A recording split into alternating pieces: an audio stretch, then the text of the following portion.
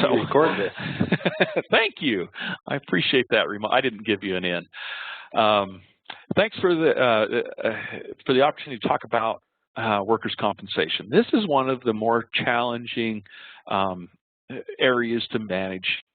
No matter what our job is, if we're in management, we have to deal with workers' comp at one time or another. If we're in human resources or loss prevention, risk management, whatever the title may be, this is a major challenge.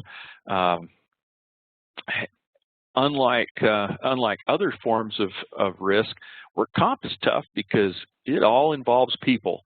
And there are a lot of dynamics that go into dealing with people, particularly after they've been injured.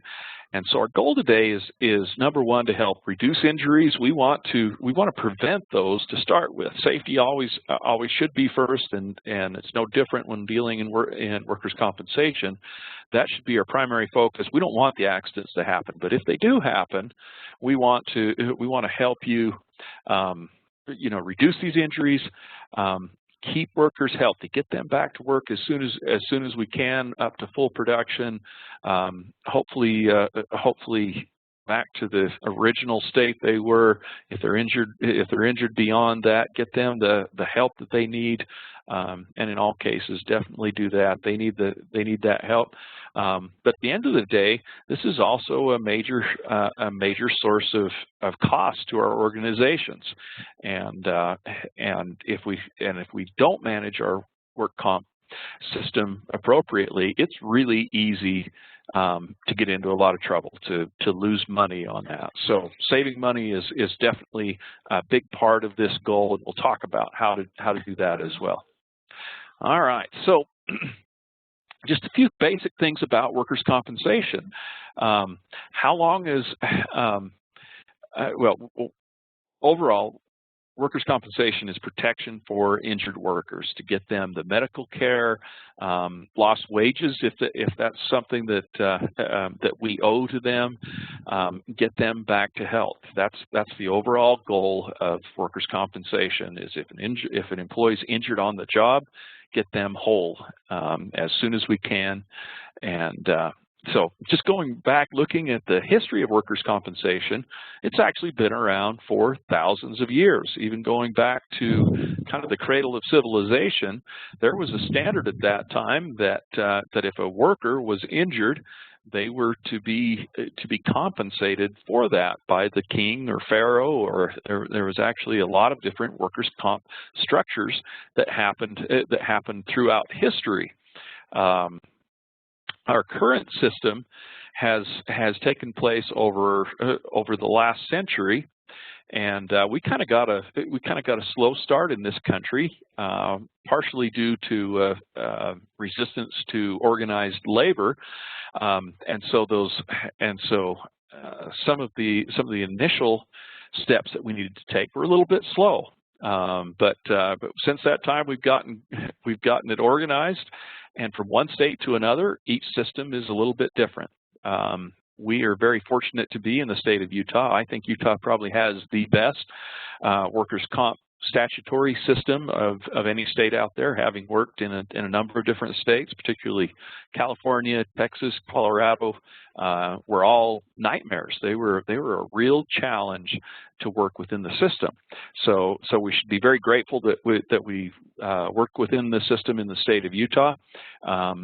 It is a system that's designed to both protect the employer and the employee, and so it's a good balance between those. So just going along with that, workers' comp generally is a mandatory coverage. There are a few limited situations, family-owned businesses, and certain sizes of businesses where you might be able to get away with it, but in general, it's a mandatory coverage that we have to provide for our employees. And as many of you may have seen, a single injury could be the difference between our doors staying open or not. They can be very expensive and really tragic to people's lives. in workers' compensation, we have the doctrine there of exclusive remedy. This is the thing. This is the way that we handle someone who's injured at work. It in almost all cases takes this out of the courts. There are only a limited number of circumstances where an employee can sue an employer.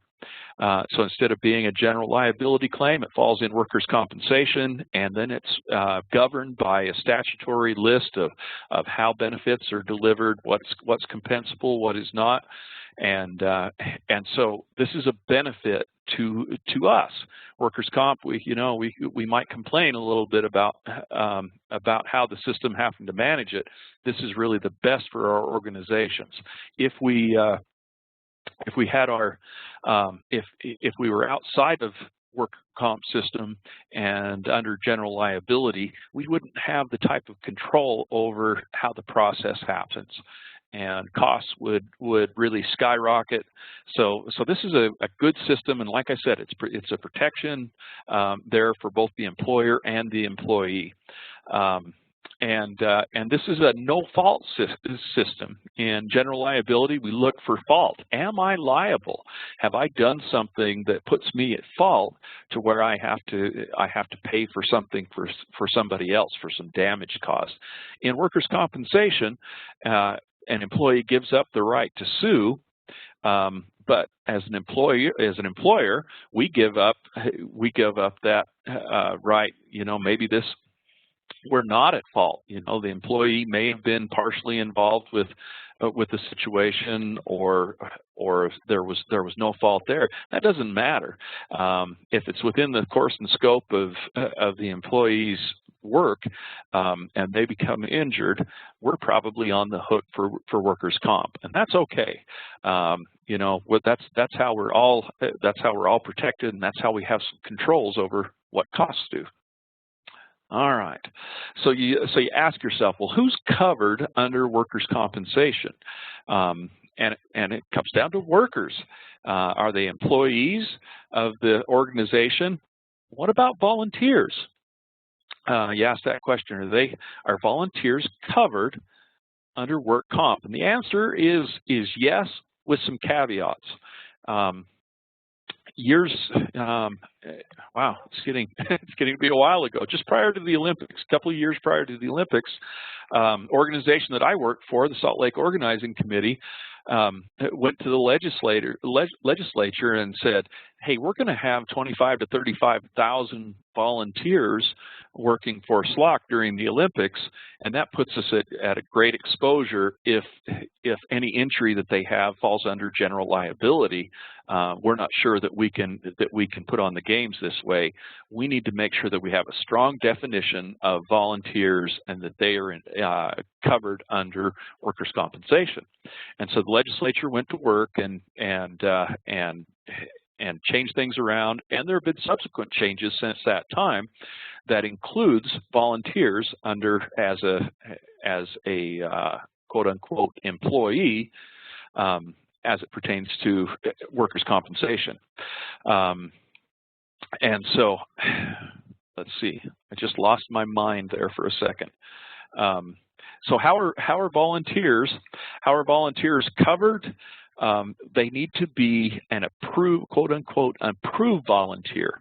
So they need to be on a list, and that list needs to be approved by the chief executive or somebody in a similar position of authority. So with a city, it'd probably be the mayor or city manager would sign off. At a county, it'd probably the county commissioners or council level or administrator would sign that off. At an SSD, it could be the director or whatever the title may be, the person that's responsible for the district signs off. These are approved volunteers for our organization.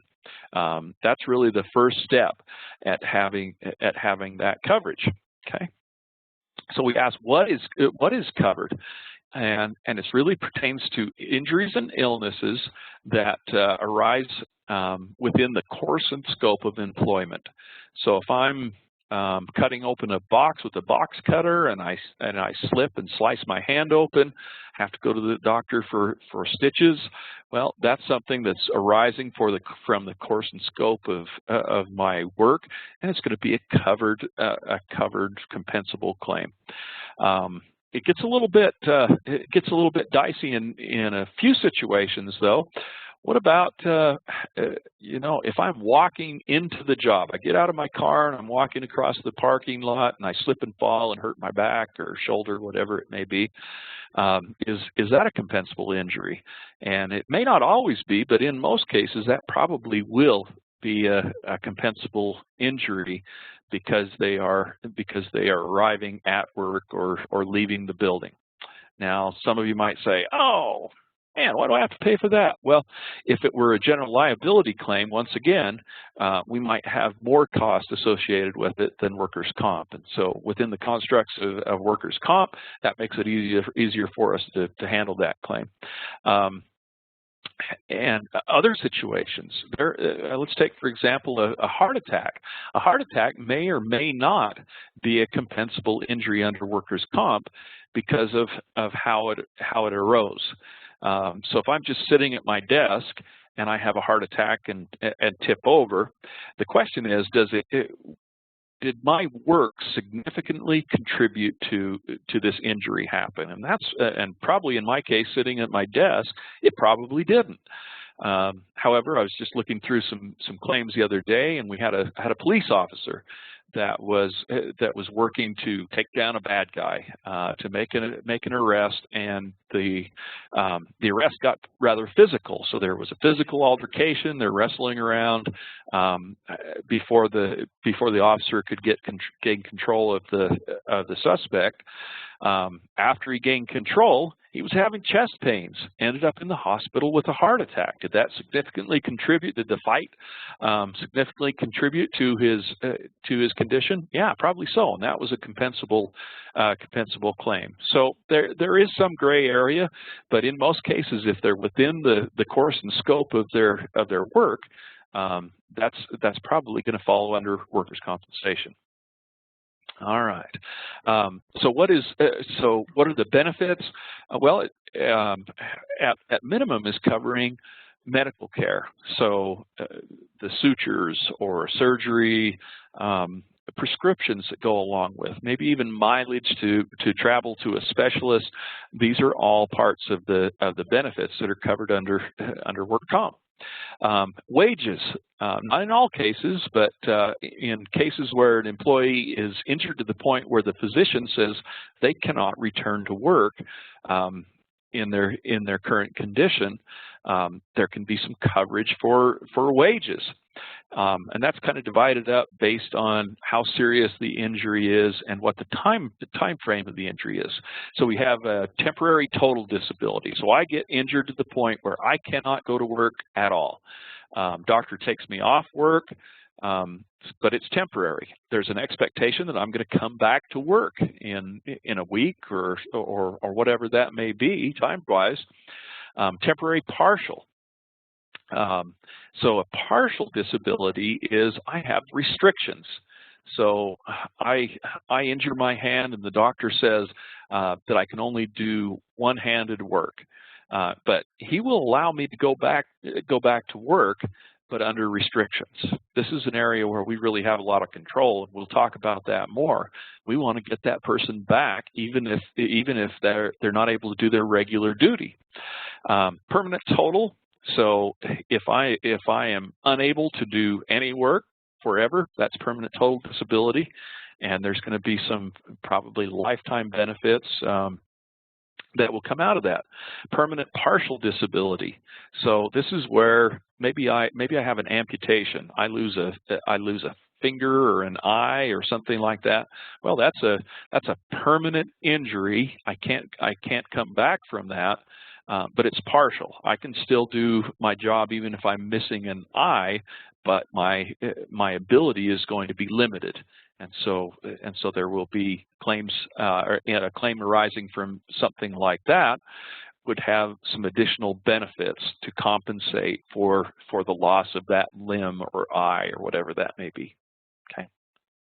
All right, and folks, just to let you know, if you have questions, go ahead and type those into the chat box or the Q&A box, and I'll answer those as best we can throughout the presentation. All right, so lost time claims. A lost time claim or indemnity, that means we're going to be paying out benefits. So if I'm off work for a lost time claim, I'm going to receive 66 2/3% of my average wage over the last year. Why do we do that in work comp? Well, it's a statutory system. That's what we have to pay. Why would you pay somebody less when they're home and not working? Well, a couple of reasons. One, they're not at work, and so there's probably not quite as much of a requirement for a wage. The other part is it's tax-free. And so in many cases, that tax-free wage might approximate closely with what the regular wage is. That's one thing we want to pay attention to, is making up the difference. We don't want to make up the difference and say, hey, we'll pay you that 1/3. You've got your choice to allow them to use sick pay to make up to what their normal wages would be, but we highly encourage you not to make up that full amount, because their 66 2/3 is tax-free. They may end up making more money to sit at home. It's very difficult to get somebody healed and back to work if they can sit at home and make more money than coming back to work. So look at your policies very carefully on that, making up the difference. I don't have an issue with allowing them to take sick pay to make up their wages if there is a deficiency, but we really need to look at that. What's the amount and what's their average wage? Don't go beyond that. All right. So let's go through just kind of the anatomy of a workers' comp premium. What does it take to make your premiums? And if you got specific questions about your own premiums, you want to talk to your account executive about that, because they can go through some detail with you on that. Many of you may have just renewed or in the process of doing your renewal for workers' compensation now, and so you've had this discussion. But what makes up a claim? Well, your payroll, based on your hours worked, is the first component that goes into a work comp premium. So payroll dollars and the classification codes where people work. What's a class code? Well, we look at occupations around the world, and we don't. It's actually the NCCI, National Ratings Bureau, will look at the different occupations and then assign them a classification code based on the risks associated with doing that job. My job today, sitting behind a computer, is not nearly as dangerous as the guy that's out working on the street putting down asphalt, or the law enforcement officer that's out wrestling a bad guy to the ground. And so you're not going to pay as much for somebody that's in a position like mine as somebody who's out doing the more dangerous jobs. So you may have 2 or 3 or 12 different classification codes for the various employees where you work, and once again, your account executive will talk to you about that on a regular basis, at least once a year, and make sure we've got everybody classified right. Now, the rates that go along with the classification codes are going to change regularly. Sometimes they stay flat, sometimes they go up, sometimes they go down. And that is all based on the experience that is seen for that occupation around the country. So we may have a wide swing. Occasionally we'll have a fairly big swing, and that kind of gives us a little bit of dismay, because we don't necessarily have control over that. We go within this statutory system and using those national rates to set that, and that's how everybody does it.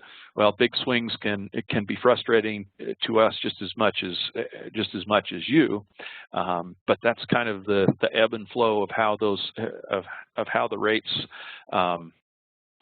change year to year based on the data that's seen across the country. Schedule rating is, I got one behind. Schedule rating is something that we can use at the trust, basically to say, you know, this organization is on the right track. I know they've had some bad experience, and so we can juggle a little bit with that. Or this organization, wow, they're really struggling, and they don't have a system in place to really control these losses. We expect to see more. So that's really what we can do on our end as far as premium. And then EMOD. This is your experience modification factor. This is the thing that you can really control. In the absence of eliminating your employees, this is the biggest control that you have over the cost of your workers' compensation, is controlling your EMOD. And so you ask your question, what does EMOD stand for? I was looking for a picture for EMOD, and I came up with the evil moth of death.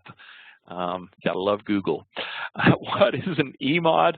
EMOD is your experience modification factor. And it's basically a rate. It says, how have you performed in the past as compared to other similar organizations? If you do better, you have fewer injuries and not as serious of injuries, you're going to pay less. Seems pretty, seems to make a lot of sense that that's the way this would go. This is a rating that lasts for 4 years, and it's just a rolling. It's a rolling time period. So the first 3 of the last 4 years calculate your EMOD. So this current year that we've just gone through doesn't count, but the 3 previous years do. And so if we've got some really big losses during that time, big claims, that's going to hurt. It's going to cause your EMOD to increase, and you'll pay a corresponding increased premium for that time. This is a long memory. This system is really based on your performance long term. And so we have to keep that in mind. The things that you do today will affect your EMOD for really the next 4 years. Conversely, if you don't do the right things, if you contribute to more of these bad incidents, then that's going to stick with you for a long time. So that long memory is really good or really bad. So your losses, we calculate your expected losses based on your classification codes, the type of industry that you're in, and the payroll. And if you're higher than those expected losses, then your EMOD will go up. If you're lower, then it will go down. There are caps associated with this, and certain claims are weighted more than others. So on medical-only claims, that means I don't lose any time. I'm not taken off of work. Only 30% of those costs count towards the EMOD. This EMOD is really slanted heavily towards those lost time claims because those are the big hitters. Those are the major costs. First $1,500 of every one of those medical-only claims goes towards the calculation. And once again, this calculation is not ours. It's the NCCI. Everybody uses the same calculation, and every carrier out there uses the same calculation in coming up with their EMOD. For indemnity claims, we have the first $100,000 of any single loss. So it's capped at that $100,000. So say you had a catastrophic loss, a fatality or something that was in the hundreds of thousands of dollars. It's capped at $100,000. Now we don't want to have any of those at that level, but there is that cap. First $5,000 of every lost time claim goes into this calculation. These have a huge impact on your EMOD. So if you're a small organization, one claim can be a big hit. If you have 5 claims and you're a small organization, it definitely is going to swing your EMOD. Once again, if you got questions, go ahead and type those into the chat box. So how do we go about controlling work comp costs? This is a challenge. Work comp's definitely a moving target as our medical costs continue to go up. We have to stay up with that. We work as hard as we can to place the premiums where they need to be, so we're able to keep the pool solvent and protect your resources, your assets that you have in the trust, but also keep those premiums to the point where they're reasonable for our members. So how do we control our work comp costs? We need to be actively engaged in controlling those costs.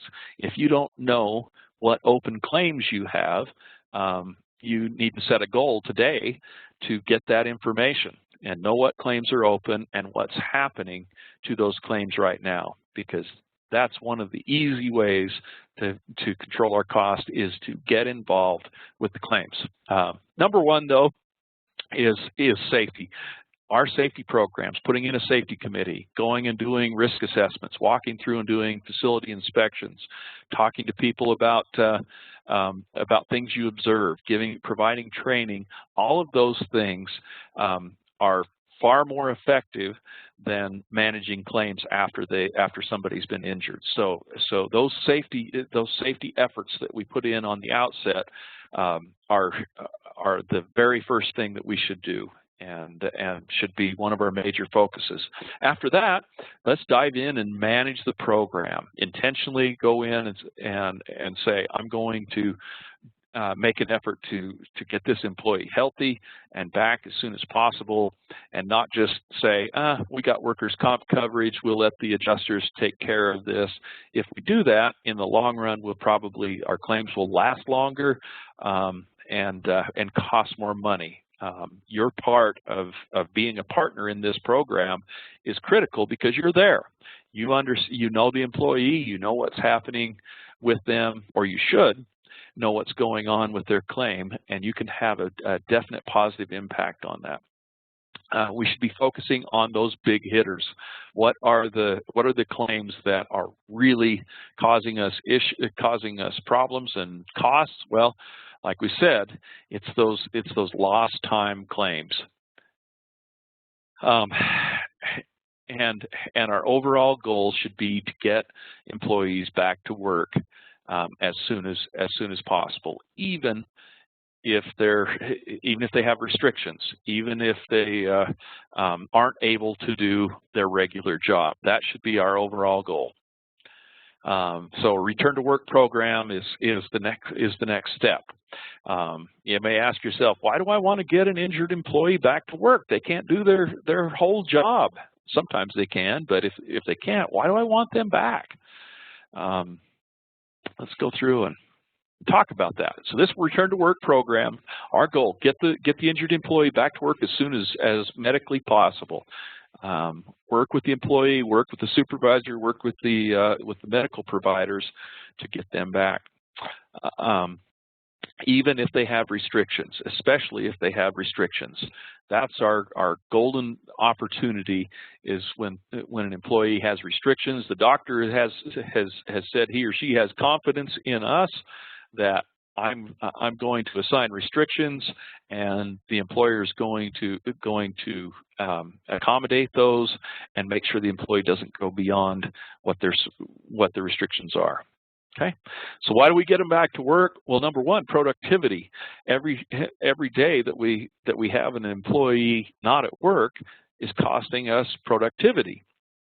How does that cost us productivity? Well, we've got to put somebody else back in that person's position. They may not be trained or skilled in that job. They might make mistakes. They may cost us a significant amount of money with those mistakes. They might be injured. Employee morale. What happens when somebody is injured on the job? Employee morale tanks, because everybody says, "Oh no, now Joe's injured. Now I've got to do his job. I've got to double my work." There may also be the morale question of, "Wow, Joe got hurt. What else? What's going on? Oh man, does this company care about me? What is the organization thinking if they allow this type of thing to happen?" This type of an injury has major costs. Okay. Return to work program, I'll just plug the trust accountability program. That is a requirement to have a written program and to accommodate restrictions. We had a much bigger group of our members complete the TAP program this last year, and congratulations to them. You can send in your materials right now if you have those complete, and we'd love to get some of those out. We've got a few that are complete, and they promise to get those in soon, and we'd love to get checks out for you. Get 5% of your liability premium back if you qualify for that. And this return to work program is one of the requirements.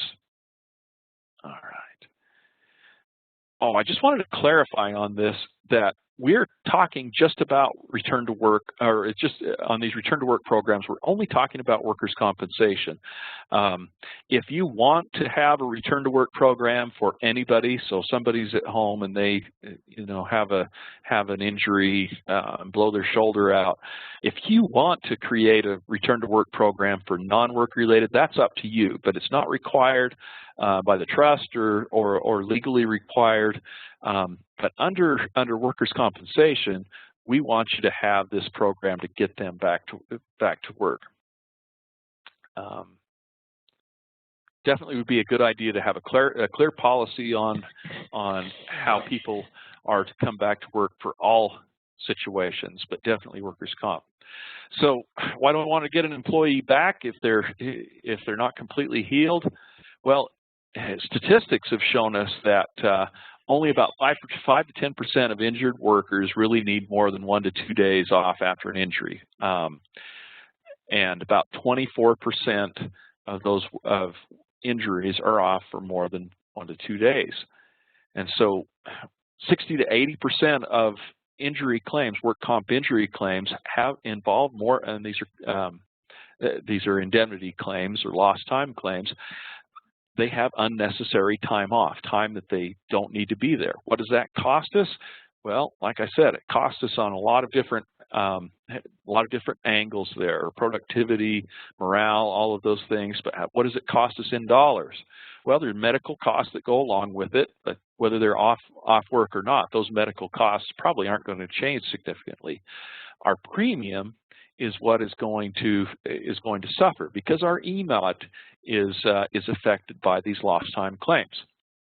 So if your EMOD, and just ask you the question, do you know what your EMOD is? If you don't, talk to your account executive. It's been out to visit you, and they'll give you what your EMOD is. 1 is average. So EMOD equals 1. You're going to pay the average for your industry, for the type of class codes that you have there. If your EMOD is above 1, you're going to pay that percentage more in premium. If it's below 1, you're going to pay that much less. So if you've got an EMOD of 0.82, you're saving money. You're saving a lot of money off of your premium. If your EMOD is 1.33, over 3 years' time that an injury counts against you, that's going to cost you 1 full extra premium. Okay. All right. So we have a question. So the question is it a requirement to have a return to work program? It is a requirement of the trust accountability program. It is not a 100% requirement of the trust. However, this is what we think is an essential part of a well-managed organization, is to have a return to work program. We have created a boilerplate return to work program for each of your organizations, and it's boilerplate, but it has been filled in with your information, has your organization's name, the person that we have as our contact for workers' compensation, and we also filled in the local preferred provider when it comes to medical care. So that would be the standard clinic. And we took a guess on that as to which would be the right one. And and we sent those out to you earlier in the year. If you haven't seen that, send me an email, or Brent, or Doug's actually out of the office on vacation, so if you want to send all those emails to me, my email is Jason, Jason @utahtrust.gov, and we will send out a copy of that that's customized for your organization. Hopefully you have those in place. Let's see, have a question, is work comp a federal or a state requirement? Workers' compensation system is a state-run system. And so all of that it comes out of our state legislature. And that's what I said, from state to state, Utah really stands tall among all of those as having the clearest, easiest, most cost-effective work comp system of any organization, or of any state out in the nation. Okay, just hit these hidden costs. Who does the employee's job when they're off? Somebody's got to do that. Are we going to lose productivity if we don't have somebody to do that job? Are we going to be able to get our overall tasks done, our primary goals? Are we going to have to pay overtime to the people, other people, to compensate for this employee's lost time? Do they have to be retrained? That costs time and money to retrain somebody to do that job. Sometimes there's damage that's caused from people who don't know the job. They're inexperienced in doing that. It may take extra supervision for us to have people filling in for that person that's out. And the last thing is we don't control our destiny. If we allow that employee to be off, it's much harder for us to control that. If they're at work, we kind of know how they're doing. We're able to talk to them and make sure that they're going to doctor's appointments and really monitor how they're going along. If they're sitting on the couch, it's pretty tough for us to monitor that. However, I will give the recommendation that contact should be made between the employer and that injured employee when they're off work. There are times when it's legitimate they should be off. You just come out of shoulder surgery. There's going to be some time required to get better from that, or some other serious traumatic things. But we as an employer should be in constant contact with them, at least once a week. How are you doing? Are you feeling better? Just so they know that, number one, that we care about them. We want to get them back being a productive part of our team, and we want them to be healthy. The other thing is we want them to know that we're paying attention to what's happening. All right. We win with a return to work program, keeping people there. We retain skills. Even if this person's on one-hand duty, he or she may have some great knowledge that the other employees that are filling in to do the job may not have. This person may be able to just simply shift into another role and use their experience and expertise to benefit the organization. We have many needed tasks out there, and among the materials we're going to send out after the webinar today to everybody that signed up is a list of ideas for light duty jobs. Many times we'll talk to members, hey, you've got this employee, they need to get back to duty. We just don't have anything to do. When we really start looking at our organization and what tasks we have, there's a lot of stuff that we can have these people do that will most likely meet in those restrictions. We just have to open our mind as to what we really have there. Definitely our EMOD is going to benefit, and our premium down the road. And here's an interesting thing, that working employees get better faster. People who have a goal and they're anxiously engaged, they're part of a team, they get better faster. That's just a fact that statistics can show that when people are back to work being productive, they feel more like getting back out there. Had one person talk to me about he was working as a police officer, and he was injured. He was on light duty, so they brought him in.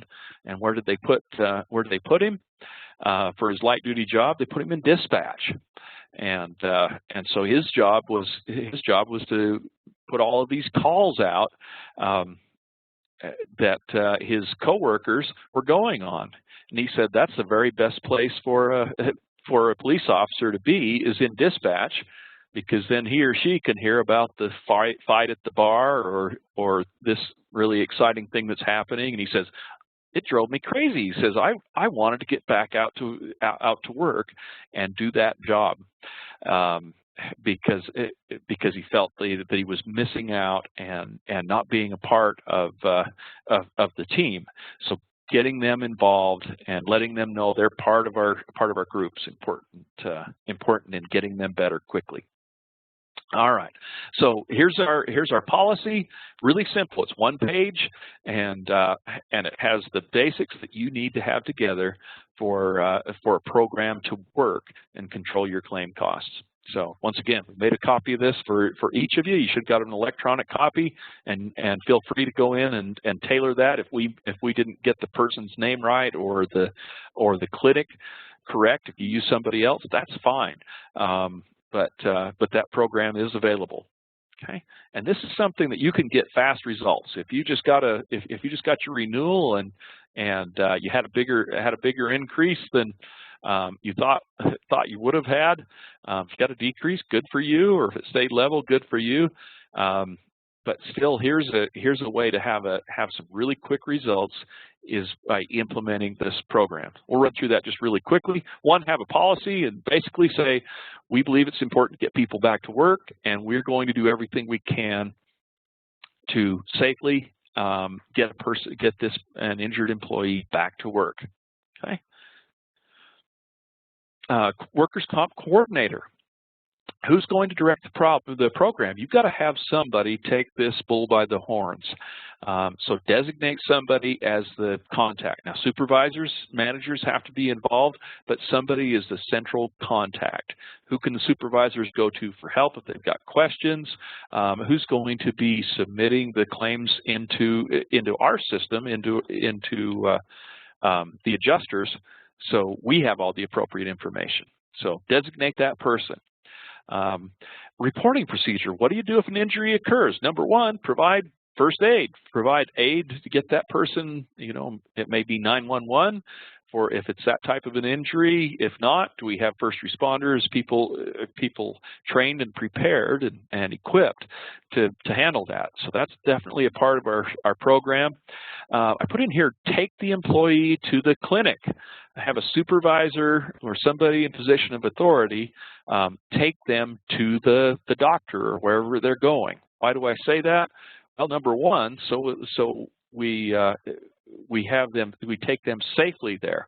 If you've got somebody that's bleeding and we put them behind a wheel and they happen to get woozy and pass out, that could be a lot worse for them and others on the road. So. And it also makes sure that they get to the clinic, and the right clinic. So point them or get them to the clinic. Also take along that injury packet. So while they're waiting in the waiting room for care, they can start filling out the paperwork so we can get the information in as soon as possible. All right, and this injury packet. What do I think we ought to? I think we ought to have some of these printed and available so supervisors can just grab this on the way to the doctor. Have a first report of injury for the employee to fill out. This is what I was doing, and it also gets their information that will be necessary to start a work comp claim.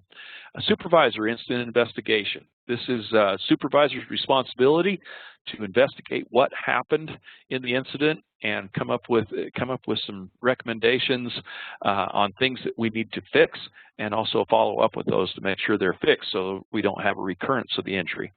Physician request for return to work. This is basically a simple document, like a letter that says we as an employer have a return to work program, and we're going to do everything we can to get them back to work. Please contact us if you have questions about that. So we communicate to the doctor so the doctor doesn't just say, why don't you take a couple of weeks off? We want the doctor to have all the information necessary. Oh, this organization is serious about getting people back to work. They're not going to push people beyond what they should. And here's the contact information. We also want to have in this packet a job description. As a doctor is looking at potential restrictions, if they know what the job description is, they may be able to say, you know, we really don't need to give restrictions based on the type of job duties. You're sitting at a desk typing all day. You know, I don't think we need restrictions. So sometimes we can totally avoid that. Other times it may bring a question. Okay, it says on the job description this. I've had communications with docs in the past where we were having a hard time getting somebody back to work. And so I sent a video clip into the doctor and said, okay, here's the job that this person performs. And the doctor responded back almost immediately, oh, well, that's not what the employee said they were doing. They said they had to lift 200 pounds above their head every 30 seconds all day long, and so it didn't make any sense for them to be at work. Well, once we have good communication, good information back and forth, then we can get good restrictions that meet the job descriptions. Okay. All right. Once again, if you have questions, please type those in your chat box or the Q&A box. So once again, Utah is a great place to do business when it comes to work comp. We have the ability to direct care. That means we can designate a clinic. If it's 911, you're going to call 911, and the ambulance will take the person wherever they take them. But on the average day, if somebody has a sore wrist or they slice their finger open, we can send them to our designated clinic. What does that buy us? Well, that buys us a lot. We know the docs. We know that they know and understand the workers' compensation system. So we want to have them be a part of our preferred provider program, or network provider program. So so we get the best rates, so we can control costs, and you know that you're going to get the paperwork back that you need, whereas some providers out there may not be familiar with the workers' comp system, and they may not get you the paperwork. They may tell them to take off a lot of time. All right, question. Let's see. Callie says, are there forms available for the first report of injury and supervisor incident investigation? Yes, absolutely. We're going to send those out in this packet for everybody who signed up. So we have some sample forms there. And we'll send all those out. And I've got a list here on a slide in just a couple of minutes that'll show everything we're going to send out. So good question, thank you. So where do we send them? Like I said, we added network providers onto your sample return to work program that we send out. If we got the wrong one, we realize that, hey, we don't like this. There are people that, hey, we don't like this clinic for whatever reason, or this is closer, or whatever it may be. That's fine. But you can check on this website there, mywcinfo.com. And I've got some other websites too if you can't find what you're looking for there. If you want to look for an additional network provider, we could work you through that. Okay, let's see. So injury reporting. We want to report all injuries no matter what. Have that has that part of our policy, and that's in a return to work policy. Report it. How soon do we need to report? An employee should report to their supervisor immediately after they're injured. Management should receive, probably the workers' comp coordinator, should receive notice within 24 hours of that happening, really the same day. And you ask yourself, well, why do we have to report that so soon? Every minute that goes by after an injury takes place will add cost to the claim and could potentially complicate the treatment options that we have for getting the person healthy. So ask the question, do you report $0 claims? Ow, I hurt my back. You know, I was lifting. Are we going to report those? In a lot of cases, you know, if I get a paper cut, am I going to report that? Well, probably not. You know, we're not going to see those type of things. But I bend over and I'm lifting something, and I tweak my back.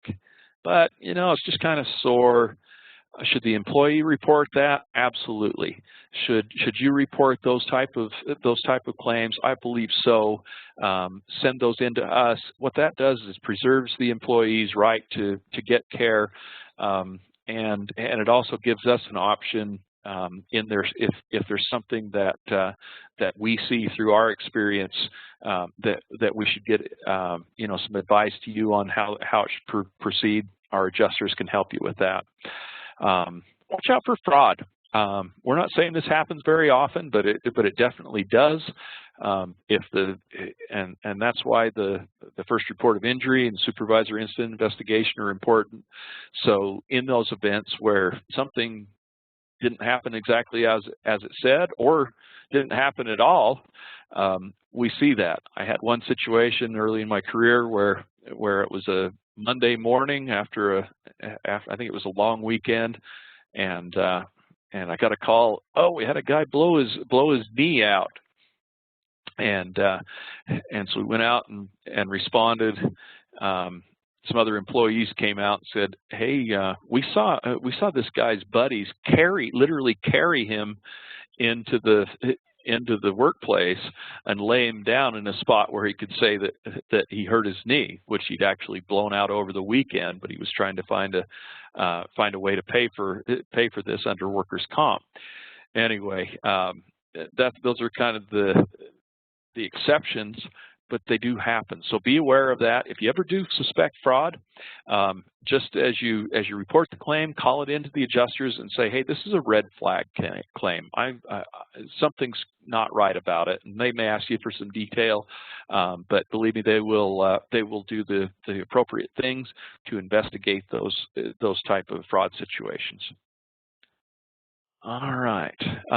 This is a graph just showing the lag from the time an incident is reported. So if we look at this center one, the date the accident happened to the date the employer was notified, we're basically at 89% of those are reported within 0 to 3 days. We do a really good job getting the information from the employees. Beyond that is where we kind of fall down. You learn about the claim, but it may take a while. It sits on somebody's desk, or we're just going to hang on to this one and see where it goes.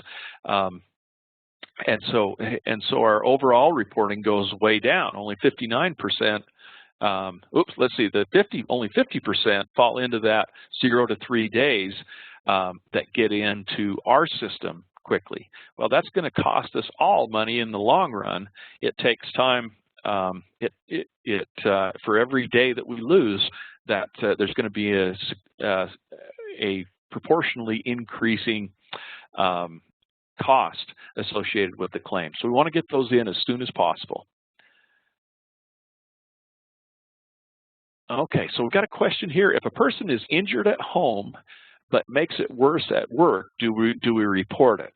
And the answer is yes and maybe. If we aggravate a pre-existing condition, we may end up owning part of that cost of medical cost or whatever goes along with that.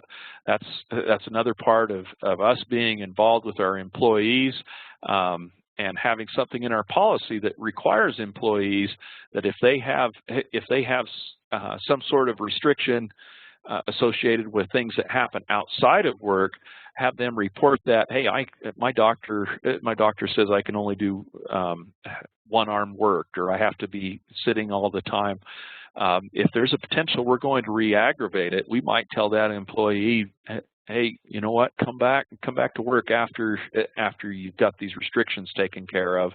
This is for a non-work related injury, of course, because we don't want to re-aggravate that injury.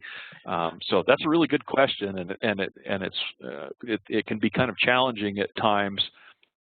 And so the one real tool that we have there is having a policy that says, hey, if there's something that's going to preclude you from being able to do your job, you have an obligation as an employee to report that to your supervisor so we can take appropriate action. Oh boy, I've gone long again, Brent. Post-injury treatment. After the employee is treated, we need to get the paperwork, including the restrictions, back to the supervisor. Supervisor gets that, and it gets to the workers' compensation coordinator. So you have a good plan, or you have a good picture of what's up with the worker. Sometimes information does not come back accurately from the doctor. Yeah, the doctor said I can't do anything for the next 6 years, when in reality the doctor's given a clean bill of health and they come back to work that day. So we want to get our restrictions. Some people will ask, what about HIPAA in workers' compensation cases, privacy concerns? You as an employer have the ability to know what the restrictions are. However, we want to be careful. These are medical records, and so we only want to have certain people have access to those, and they need to be under lock and key otherwise. So if you're the workers' comp coordinator, keep that stuff locked up. And don't spread around information about treatments and specifics on injury, but that is your right to have that information, because it helps us make a better decision about getting the person back to work. Okay, we want to reassure the injured worker, hey, you're all right. We're going to get you the care that you need and get you back to work as soon as you can. We're going to be involved with this. And then we build a plan and say, okay, here's what we want to do. The doctor says you need to be on restrictions until next week when you have a return visit. After that return appointment, you need to bring in the paperwork for us, and we'll reevaluate from that time. Between now and then, here's your modified duty. Here's what you're going to be doing. If you have any concerns, if you can't do this, you need to let us know. All right. We want everybody involved, including the injured employee. Of course, they're the most important part of this plan, because they know because they're the injured person. Okay. Let's see. Documentation is an important step in this, and one of the documents that we'll send you is a milestone, work comp milestone. So if you're the workers' comp coordinator, this is you have a file for this person. I always use this as a top sheet to keep track of what happened. So date and what happened. This is the injury date. This is the return visit to the employer. This is the date that it was closed. Just so we have right with that file every milestone that happened. Okay. And we need to monitor restriction compliance. Sometimes an injured employee will go beyond their restrictions. I'm fine. We need to monitor that. Supervisors should be looking at watching that their employees, injured employees, are complying with those restrictions. If they don't, can we write them up? Can we discipline them? And the answer is absolutely. And that's a good practice for you to do. Have a discussion. That you may not want to do that right away, or the first time, do a write-up, talk to the employee, hey, here's what your restrictions say, here's what you need to do. If they persist, that might injure them more, and so you can discipline them for not complying with their restrictions. Okay, all right. I've got some questions there. I'm just going to try to wrap this quickly. Have a commitment to get people back to work. Write that down in your policy and say, this is our plan. This is what we're going to do. We will get them back to work. Like I said, follow up on a regular basis so that employee knows that you're there, that you care about them, and that you're invested in getting them healthy, and that you're paying attention so we don't have any funny business happen as well. Okay, make sure they're going to their doctor's visits and having and complying with their restrictions. Your interaction with the adjusters is important because you have information that they need. Is the employee complying with restrictions? Are they attending doctor's visits? And so there will be interactions with you from time to time. Okay, and we've got some great resources available, graphs and other resources that will show where your injuries are coming from, what the most common injury is for you, what's costing you more money, and if you're interested in that, please let us know. That's our job as loss prevention, to help you with that, and as soon as you express some interest, we'll help you out. Okay, so just in summary, got a little long here. Have a policy and procedure. Follow that policy and procedure. We've got a real simple boilerplate, but be consistent from one person to another. As we, just like in all of our policies, as we implement that, make sure everyone is treated the same. Direct your care. Decide who your clinic is going to be, preferably a network provider, but direct those cases unless they're a 911 type case. Get your employees to go there, because that gives us much more control over what happens, the outcome of this claim. Report all injuries and do it on time, and commit to meet these restrictions. Work with them. Have a list of possible light duty jobs that will benefit your organization, and be ready to help them build a plan to get them back to help. And then follow up and document all of these things. Okay. So I've got a few documents here. Return to work program.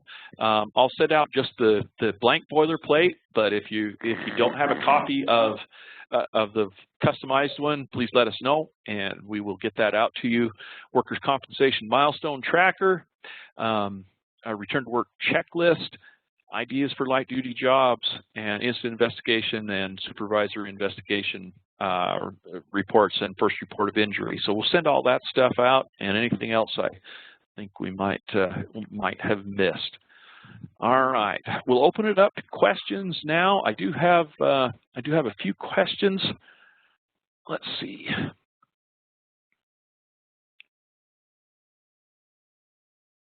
Okay, the question is, I asked about a work comp claim for an employee who has been terminated, and asking, what can I do about that? Well, they have a right to file that claim. It may or may not be compensable, just depending on the circumstances. Sometimes we'll have those come back because there's a disgruntled employee that wants to get a whack in at the employer, but you can start a claim on that and then let the adjusters work their way through that. So yeah, that's kind of a tough situation. Let's see, Shauna, if you allow employees to do light duty type work for non-work related injuries, but they have to follow restrictions the doctor has given, they have to have their doctor look at the job description and let us know what they can and can't do, and also give us a release once they are released. If they are following or supposed to be following restrictions and aggravate the injury at work, would it be covered under work comp? Yeah, that's kind of the challenge. If we're allowing people that have non-work related injuries to come in under a return to work program, a separate return to work program, we could be on the hook for re-aggravating or making that injury worse. And so consider carefully whether you allow that type of work or not, and also that, like you say, compliance is there, and doctors are involved. That may place a lot more work on our plate. So consider whether you want to provide that option to non-work related injuries or not. I hope that answered the question. If the injured employee refuses the light or modified duty, do we have to find other duties, or what happens in that situation? Well, we want to evaluate anytime we have restrictions, we want to evaluate that with the employee, because they're the injured person, and they may have some information that says, this is not a good duty for them to do. Now, if they refuse to do something, let's try to resolve their concerns and say, why is it that this doesn't make sense for you? And if it's, it hurts bad, when I do that, well, that's something to pay attention to. Now, anybody can come up with an excuse like that. We'll probably want to get in touch with the adjusters, and they can talk to the doctor and really work through. Hey, does this really make sense? This person's got a toe injury, and they're saying that it makes their back hurt when they do this job. You know, if it does or doesn't make sense, if somebody refuses to do a job just out and out, there's not a reasonable reason why. I just won't do it. Can they not come to work? Yeah. Do we have to pay them workers' comp? No, but we need to document that and go through the adjusters. So if they just blatantly refuse to do a specific job, we don't necessarily have to pay them work comp. We want to do that all definitely through the adjusters, so it's all done appropriately, and we've covered our bases. But yeah, I've been involved with a number of those over the years where the employee just says, I'm not going to do that job. That's below me, or I don't want to do that. Well, that's fine. We have a job here that meets your restrictions and it's not going to aggravate anything. If you don't want to do that, you just want to go home, that's fine, but you won't be paid during that time. Make sure you go through the adjusters and have that all done in the appropriate order. Okay, I'm trying to see if there's any other questions. I don't see any. Brent, did you come up with anything? Nope, that's all that I see as well. No other questions. I went a little long with this presentation. I hope it was clear. If you have any questions, please feel free to call Brent or myself. If you have questions related to your premium and your EMOD, those things, talk to your account executive. That would be Ryan Hatch's team. So Greg, Josh, Darren and Curtis. Sorry, I'm losing Darren and Curtis. That's the team. Any of those guys will be able to help you on that. And if you have specific questions about claims, you can talk to the adjusters. Connie Booth is the primary on a lot of ours. But we also have Chris Roselle. If you ever have a question regarding our third-party administrator, the Constitution State Services, Chris Roselle is available to answer those questions or concerns that you might have about that. If you have any compliments, you can contact my boss and give all the compliments. If you have any complaints, we'll transfer you to another. No, I'm kidding. Thank you for spending this time. I know we went a little long on this, but we appreciate your participation and actively working to get people healthy and back to work, and really working together as a team, because we're a member-owned organization, and your work not only benefits you, but it benefits all of our membership. We're all in this together, and we're going to work hard on our end to work on the loss prevention side of things, and along with our adjusters and third-party administration, we work together as a team with you to come up with the best solution, get our people healthy, and save money as we're doing it. So, thank you very much. Have a safe day. Appreciate it.